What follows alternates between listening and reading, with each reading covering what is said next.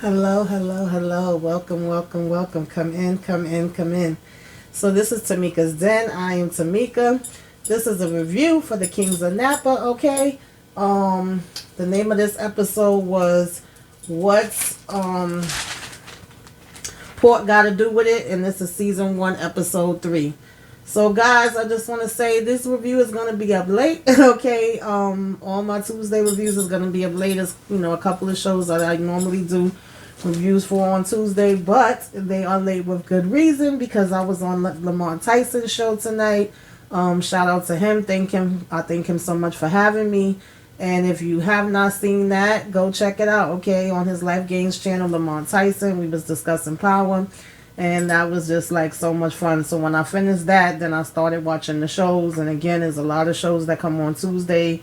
And there's some, of course, that I just watch to watch. And then there's like 4 that I normally do reviews on. So I was trying to get it out the way and watch them as soon as I got off with him. And then go ahead and get into this review. So by the time you guys get it, this is going to probably be the wee hours of the night or early morning or whatever have you. But I did still want to do them before I go ahead and wind myself down. So anyway, we're gonna go ahead and get into this episode, guys. Okay, this was all right. Like I said, I'm liking this show so far. I'm loving the scenery, the imagery, and the characters. We met a new character today, okay, and her name is Grace, and apparently she used to be the winemaker for them, but something happened where she felt like she wasn't in it anymore, and she stopped. And August basically tells her that she found her ring, and then that's what made her come there. And she's like, "Oh, I've been looking for this ring all over the place, and I haven't been able to find it. And I'm so happy you found it." But then August ends up hitting her with, "Well, I really wanted to know if you could come and make this wine for me. You was always one of the best to ever do it. And, you made it for Michelle Obama, and they still be ordering it. They just ordered it recently for her birthday." And she like, "Girl, bye." She was like, "Listen, did you find my ring or not? Like, I know you didn't call me all the way over here, and you ain't even got my damn ring." She was like, "What's going on? I'm starting to feel like you don't have it." So she's like, "Well, I don't have your original ring, but I do have like a replica of it or whatever the case may be, a duplicate." And she was like, "Girl, that's fool's gold." And she said, she don't want no parts of it or whatever. But of course, August is trying to talk her into it. She's like I said, telling her she's the best one that's ever did it. She was like, "Come on, do it for me, do it for my father, do it for the King family," and all of that different kind of stuff. She's just like, "We in really bad trouble, and we could stand to lose everything that we work for." And so she was like, "You're the only other person I know that could come in and save this place and make it really work." And she was like, "You won all these different awards, you had all these accomplishments." And she was like, "I only trust you," and saying she has 6 months to get this done. So she was like, she only stopped because of apparently getting a bad review. And she was like, "Come on, you're gonna let one bad review stop you from doing everything." She was like, "This is where you could really boss up. You the queen of wine, and you letting one setback throw you back or whatever." And she was like, "I know you could smell the grapes, you could taste them on your tongue." And she was like, "Come on." And so Grace is like, "Stop it, cut it out," and trying to throw her off or whatever the case may be. But she ends up finally giving in and is basically like, "Okay, I'll do it." All right. And so we then have Grace talking with August and Zana or whatever the case may be. She does, like I said, decide to do it, and she's there and she started work. But she's saying in order for her to get these grapes done in 4 months time, it's certain things that she needs. So she basically was like, "I'm gonna go ahead and text you this list." And August is basically telling her whatever she want, that's not a problem, just let them know, and she got it. Whereas Dana is basically like, "Listen, we don't have the money for all this different kind of stuff. She's too extra, she's too bougie." What he told, he said she was bougie and she was an extortionist after he got the text from her of all the things that she needed. And he was like, "You gotta be kidding me, you must be crazy." And so he wasn't down with it. But August is still saying that she's not letting nothing get in the way. She needs the best of the best, and she feels that Grace is that. So she was not trying to hear what Dana was saying. She was like, "We going with her, and we're gonna get her whatever she needs, and that's that." And so then we had Christian walking in and telling his mom, like, oh, you bounce back good, mom. You got, he said, you got that bounce back swag. And he was like, you look beautiful. And she basically, hugs him and tells him, thank you, or whatever the case may be. And he was like, are you sure that you okay? And she's talking about some, oh, well, why wouldn't I be? Maybe because the last time we seen you, miss, you was going off with everybody in the damn, that came there to visit and taste your damn wine, okay? And telling all your family secrets to them, girl. That's why. Excuse me. But nonetheless, he's basically having a discussion with her where he's like, he's really trying to still find his place in the vineyard. He was like, the mom was telling him she knows he's off to a rough start and he can't stress himself out about it. And he basically was like, look, Melanie and dad did it together. He was like basically bringing up his bipolar, and he was saying that, he needs to be clear, he needs to be present, he really wants this to work, and he's going to show them that he has king blood in him too. So I thought that was interesting because we found out something a little more, about Christian and why he struggles so much. And then, his mom was basically like, oh, I know you're going to have it, baby. You're going to do good, basically encouraging him. And then she's like, trust. And he was like, trust. She was like, yeah, ain't that what the young kids say? And, he telling her she got to put swag with it. So I thought that was cute.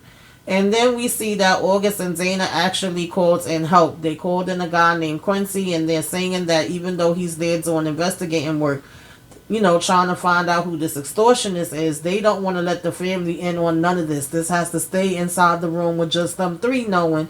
And in the meantime, while they're talking about it, Dana sees a text from Grace where she's asking for another $5,000 for supplies to make the sample port, and he's showing that to, August, and of course he's being annoyed. But they was telling Quincy that they're not going to let the family know who he is, that basically the family will think he's there for security. And he tells them, keeping it low means another grand, okay, basically more money. And so Dana was like, look, I can't give you more money right now. He says, I already got one extortionist on my hand, I can't handle two, basically talking about the Lady Grace. And he was like, well, extortionists usually, kill you. So he was like, in the meantime, I'm pretty sure I'm going to find some blood because I'm already smelling it. So I'm like, oh, Lord. So, you then get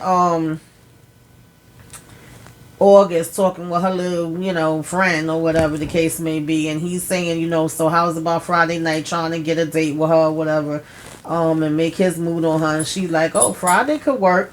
And so we also see Mama trying to sneak in, on the dad's, I think it was the dad's computer, and then the login wasn't working. She wasn't able to get in, and she was getting frustrated. She looking through papers, I guess she trying to see if she come across more stuff, because she's feeling like all these different things, that she found out that she was getting lied to about.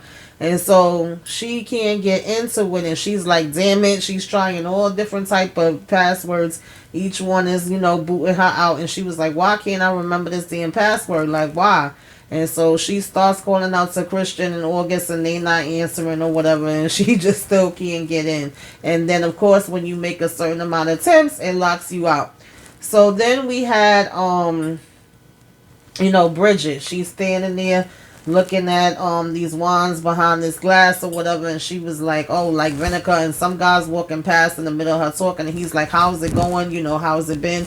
And she was like, man, it's been hell. Like, I haven't worked in a month or whatever. So we find out that she haven't seen the Kings in a month. And I'm like, I don't like that, man. I hope that her and, August could go ahead and get it together. Then we see Rose walk in, and she's giving her a hug. She's telling her it's good to see her, asking her how she's doing. She says, she's been trying to figure it out. She said finding out about, brothers and sisters and losing her job and all in the same day really throws you off your balance. And Rose is pretty much telling her, like, hang in there, y'all gonna be okay. Y'all was thick as thieves. She was like, it's not gonna just fall apart just like that. And Bridget tells her, like, I could take Vanessa, but it's really the August part that hurts me. I really thought we was gonna do this together. We were supposed to have a wine. She said she, excuse me, she had been growing a special grape, all this time, that she was gonna surprise her with and name it after them. And they were going to, go to Italy and all that different kind of stuff. And so, basically, Rose is kind of just telling her, like, hang in there and it's all going to work out at the end. And so, she was telling her that August did what she had to do to get what she needed to get for what she felt was right, and that she had to do the same, because she told her that she had an interview to go to, and she was like, I don't even know if I should still go to it. And she told her, yes, you definitely should go. And then Bridget says, well, why don't we get together, sometimes? And Rose says, I love that. And I was kind of surprised, like, okay, Rose, because, I don't know, Rose and Dana come off a little damn funny, okay? But I was like, okay, cool. So then you have Auntie, okay, Yvette, walking and talking with Quincy, and he trying to ask her questions, because, of course, he trying to do his investigative work. And he was asking, like, what was the key to her brother's success, and she's like, oh, he had a vision. She could remember him working in the Social Security office, and this woman came in, her hair was jacked, and she was like, it was like God was sending her a sign, and she started her own wig company. Excuse me, y'all. I don't know why, but I keep feeling like anytime when I start getting up here to do these videos, my throat gets so dry and stuff. When I ain't doing it, ain't nothing happening. But anyway, he was like, I'm sure that he had to have got enemies, and you don't get a big business like this and then don't have no problem. She's like, no, my brother was loved. She said, and he was an equal opportunity asshole. And they, both basically started laughing. And she was like, once last year, he had a major blow up with one of the distributors. And, Reggie was intent on crippling their company and putting them away. And so in the middle of them talking, they get interrupted. And August says that she wants to see him for a minute. And she's like, alone. She's like, thanks, Auntie. So, Auntie, go ahead. So then she's asking him, like, have you found anything yet? Do you know anything? And he was like, well, I do have a list of a few, suspects that I think might have been, extorting your dad. And he's like asking her again what enemies would he have. And he was like, she's saying none. He like, come on, he was the CEO. He had to get some enemies over the years or whatever. And he was saying that some guy was behind this Ponzi scheme, and that the father did expose him. So he definitely could be a person that could have done it. And then he starts talking about Otis the groundskeeper, and then she's like, no, I doubt very much, what I'm saying, he had anything against him or whatever the case may be. And she was like, I know he got sued and he got a couple of hate letters, but I don't think it's anything too serious in any of that. So she was like, well, let me know about any concrete leads, within the next couple of days or whatever. And he said, okay. So the next thing you got Dana arguing with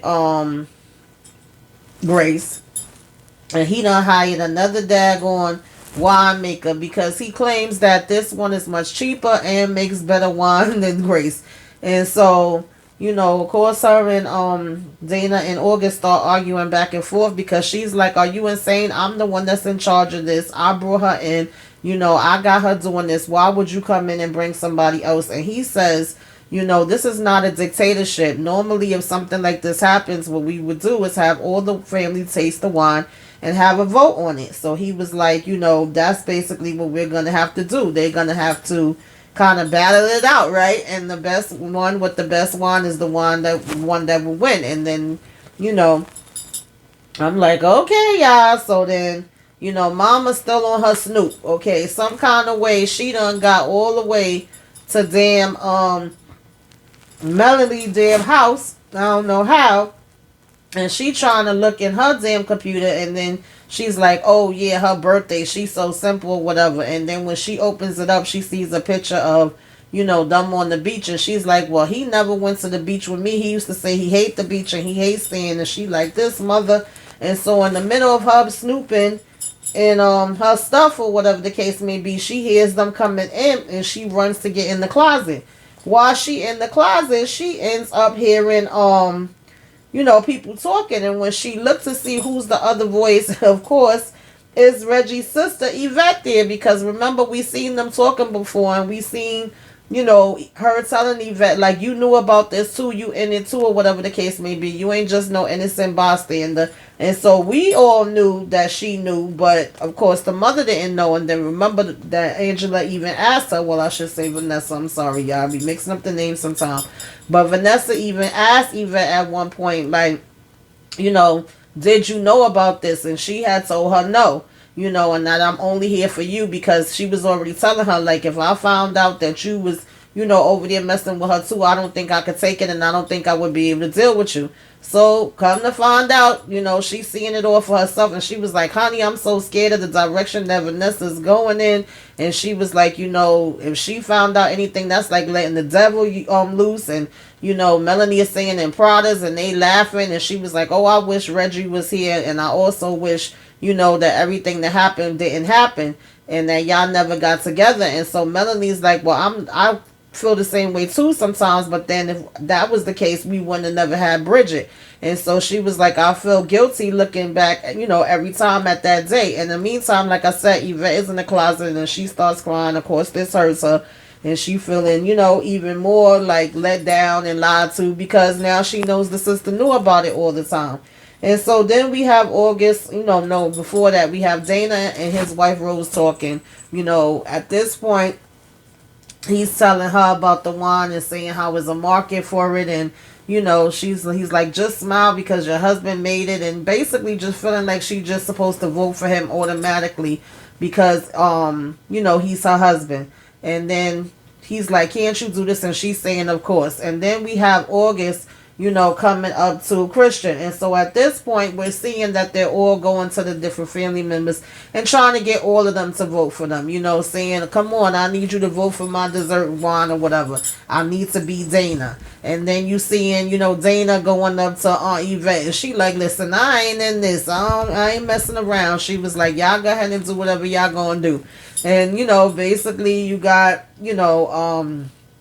August going up to the mother talking about, look, all I'm worried about is grandbabies. When you know what you're going, when you ready to have the grandbabies, let me know, because I got the name. So none of them really want to tell her anything. It's kind of like, okay, no, we're not going to say we're going to vote for you. We're going to wait and actually have this damn, wine tasting, and then we'll tasting, and then we'll tell you which one is the best, and that's about all you're going to get. So the whole time she's talking to the mother's busy, complaining about some lilies and orchards that's there. She's complaining about pebbles on the floor, and she telling her, when you ready to discuss the grandbabies, let me know. As far as the wine tasting, she don't want to tell her, who she's going to choose. And then Aunt Yvette ends up bringing up the fact that, what happens if it's a tie? And she was like, wait, yeah, what happens if it's a tie? So they go to ask, the same guy that basically was telling them the rules and reading the will. I believe that was the same one. They ask him, what happens when it's a tie? And he says, well, normally your father would have been the deciding vote. And he was like, in this case, it would be Bridget. She would get the vote that decides, the deciding vote if it's a tie. So now they both want to run out to find Bridget, and Dana's basically saying, hey, I ain't the one, that threw her under the bus or whatever the case may be. It was you, so she'll go ahead and ride with me. And I'm like, really? Like, you have, well, no, I'm not gonna say that, because actually when the episode started, she was calling Bridget over and over and over and saying that she hadn't been answering her messages. Because I was about to say, you haven't even reached out to her, but now you want to run to ask her about the vote. But still, it's like you needed to be making amends with her and healing this damn relationship, and now you want to go running after her to get this vote because she would be the deciding vote. So then we have Vanessa have, Aunt Yvette, like if it was a family dinner, it's a big spread, all food all over the table, and, everything looking nice. And then, Yvette realizes it and says, wait a minute, it's not a damn family dinner, is it? And she's hearing noises. And Vanessa's like, oh, do you hear those noises? So she like, yeah, what's that? She was like, girl, that's the movers upstairs moving all of your damn stuff out. That's what that is. And so she was like, why? She was like, oh, because I was in the closet and I heard everything. I was in Melanie's closet. I want you out this house. And so basically, we had August and Dana talking to Bridget, and she's basically like, so y'all won't give me my job back, but y'all will come here for me to do this damn testing thing. And she was like, okay, get the hell out. She was like, I'm gonna come and I'm gonna do it, but I'm gonna do, what's the best vote to me. It's not gonna be no me doing it because of whatever with you. And so I was like, I know that's right, Bridget. I don't blame you.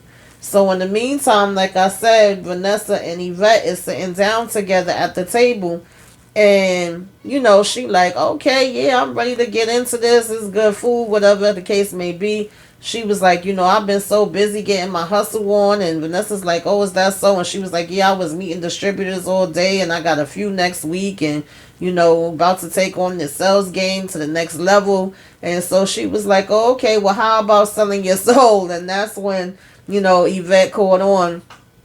That is a damn problem, okay? She ain't just here just to eat and that's it.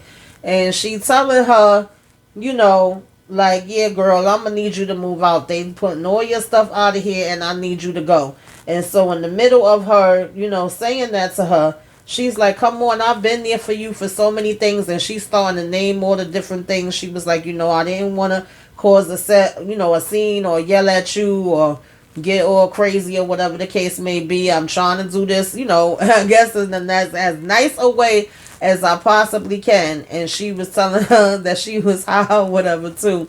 And so she was like, at this point, I don't want to hear nothing else. Like, you gotta go. And Yvette is naming all the different stuff that she's done for her over the years. Like, come on, girl, I've had your back with this, and that. And she gets to a part where she's like, well, you didn't even want to have Dana. And, I've never said nothing about that. I've always kept that to myself. And Dana comes in and he's like, wait, Ma, you didn't want to have me? And, of course, now he's upset. And she's like, oh, no, your aunt is lying to you. She's lying. She's lying. She's lying. And, Auntie Yvette is trying to apologize to him. But he basically storms off and is pissed off now at this point. So, I'm like, oh, Lord. A hot mess. Then we had, Bridget and Rose actually get together and hang out, okay? She looking at her different paintings. She's saying how beautiful they are, and they are. She's telling her she's talented. And she's like, yeah, her love has really always been between the paintings and the wine. And then she's asking her if she's always been into being, in PR. And she's like, no, actually, I was a writer when I met Dana. She was like, oh, wow, I never knew that. And she was like, yeah, I always thought I would have had, like, a novel out and stuff like that. So she was saying that that was kind of her first love. And so then we had August, out on a date, and she's all enjoying herself or whatever the case may be.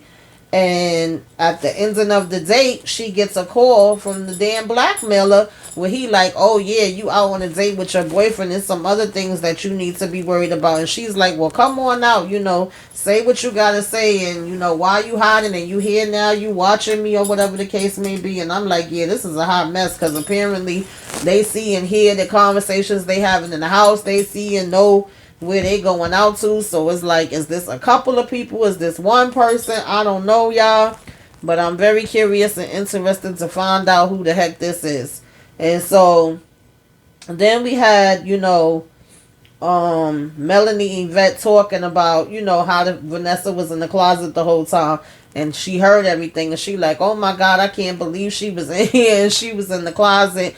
And, Bridget walks in and she's kind of over it. Like, okay, what's going on here? Bad enough I have my mother coming here and staying and putting her stuff here. She's like, this is where I do my artwork at. Now you got Yvette with her stuff there. And Yvette is like, I'm not going to be here that much longer. I'm going to be getting out soon. Don't worry about it. I just need a minute, whatever have you. And so then, of course, Dana is still upset about what he overheard. And his wife is saying that he's been locked up in the room, that she can't get him out. He won't come out. And so the mother's, Vanessa's coming and apologizing to him, trying to get him out and saying, if you want me to cancel the vote, I will. And he was just basically like, no, we not canceling the vote. We still going to go on with it. I don't care. And so Bridget does go to her interview. The interview goes good. And then they start, coming to do the wine tasting or whatever the case may be. And so Vanessa gives her speech where she's like, okay, let's get this started. She's like, my wine is flavorful.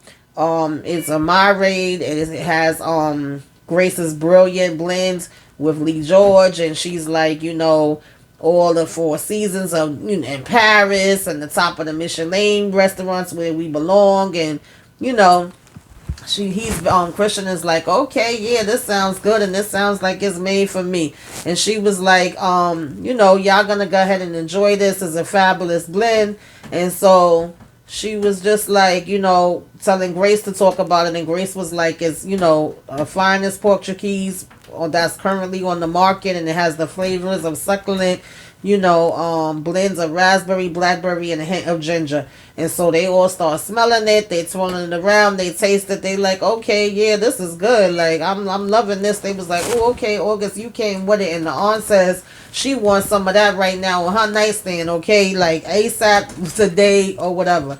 And so then the guy coming all cocky that, Dana chose, and he's like, oh, now the amateur night is over. And Dana talking about, yeah, I came to win.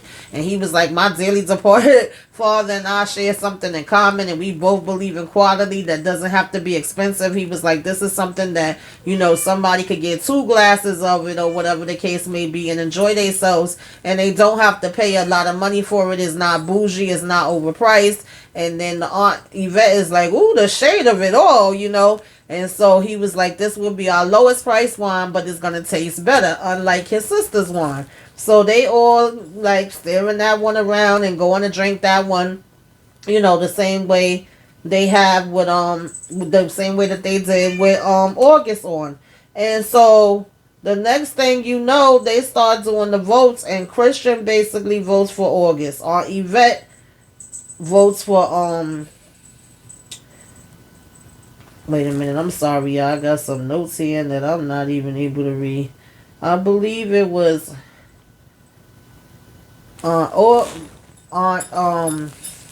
Yvette voted for August. Vanessa voted for Dana.